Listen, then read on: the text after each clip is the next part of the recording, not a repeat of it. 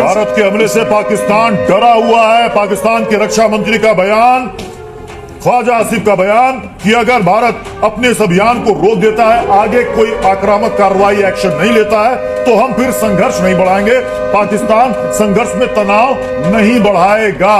ये पाकिस्तान का U turn, क्योंकि रात के वक्त यह कहा गया कि इसका मुंहतोड़ जवाब दिया जाएगा, यह भी कहा गया एक्ट ऑफ वॉर है, हिंदुस्तान ने वॉर छेड़ दी है, इसका जवाब देंगे। अब यही रक्षा मंत्री अपने बयान को पलट सर, ये ताज्जुब की बात है, देश का प्रधानमंत्री उनका रात को कहता है कि हम इस पर मुंहतोड़ जवाब देंगे, युद्ध छेड़ दिया गया भारत की तरफ से। अगले दिन सुबह जो मंत्री है वो कह देता है नहीं कोई बात नहीं। मतलब वो 6-8 घंटे में ही परिवर्तन होता है। इसको हम कहते हैं इंसैनिटी ऑफ इनसिक्योरिटी। जब आप इनसिक्योर होते हो तो कुछ भी कह देते हो। ये हमने कई बार देखा, बहुत से देशों में, मैं 6 देशों में आपका राजदूत रहा हूं। जब कंफ्यूजन होती है, सरकार डर जाते हैं, कोई ये बोलेगा, कोई ये बोलेगा, कोई ये बोलेगा, यू डोंट नो किससे बात करनी है। मैं इसका सिर्फ जस्ट वन एडवाइस, अगर आप लोग सुन रहे हैं, आपका चैनल बहुत पॉपुलर है पाकिस्तान में, मैं आपको एक सलाह देता हूं।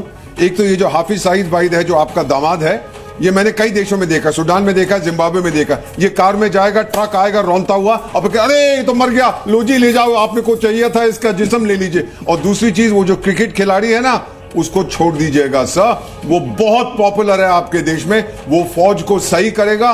और जो तालिबान है, इसको तालिबान खान कहते थे क्रिकेट खिलाड़ी को, जो तालिबान बैठा अफगानिस्तान में, वो दोस्ती कर लेगा आपके साथ, छोड़ दीजिए उसको।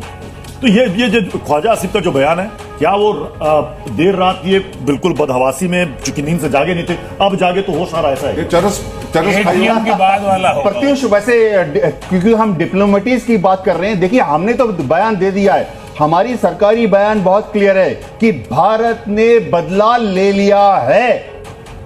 तो इसका क्या मतलब है कि फेज 1 कंप्लीट कर लिया है और उसके बाद अभी फिलहाल हमने फौजों को रोक लिया है, यानी हम पाकिस्तान को इंडिकेशन दे चुके हैं कि भाई जो अब तुम नरम पड़ो। कूटनीतिक जीत की बात कर रहे हैं, हिंदुस्तान ने पाकिस्तान के जितने भी तार उनके जुड़े हुए थे पाकिस्तान के चीन से, सबके पहले तार कनेक्शन काट दिए, अकेला छोड़ दिया।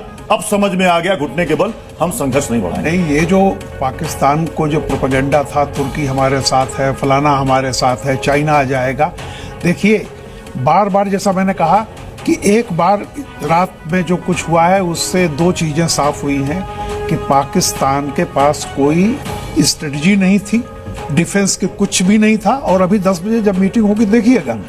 दूसरी बात यह है कि वो अच्छी तरह से, अच्छा वहां कंफ्यूजन इतना है, मंत्री अभी आप ये कह रहे हैं, दूसरा एक का रिएक्शन आया है कि ठीक है भारत बड़ा खुश हो ले, अभी हम बताएंगे। न्यूक्लियर बम की धमकी दी थी। हाँ एग्जैक्टली, सुबह दी थी। जो आप बताइए कि कोई भी देश जो सिविलाइज्ड नेशन होगा, थोड़ी बहुत भी समझ होगी, वो उसका हर छुट भैया नेता न्यूक्लियर बम है, न्यूक्लियर बम है, वो नवाज शरीफ के घर की वो महिला कौन सी, न्यूक्लियर बम है।